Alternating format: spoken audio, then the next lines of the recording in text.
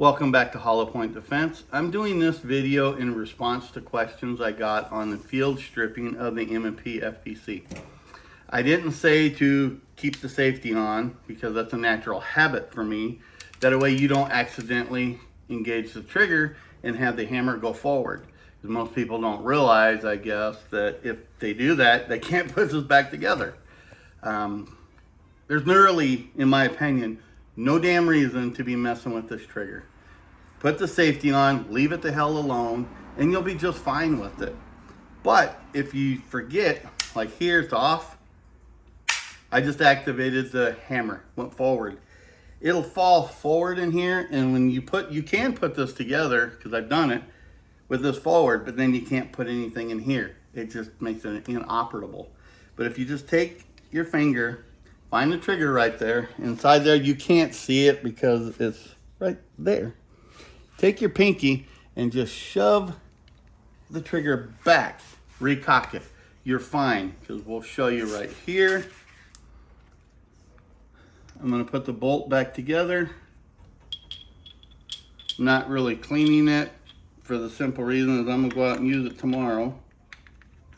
Oops, let me get this damn thing back together. There we go.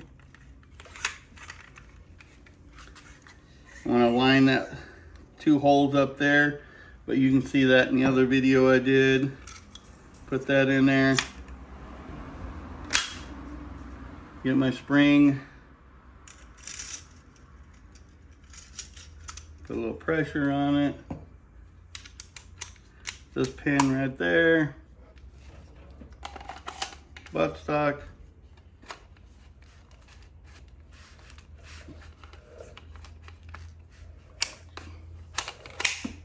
There we go.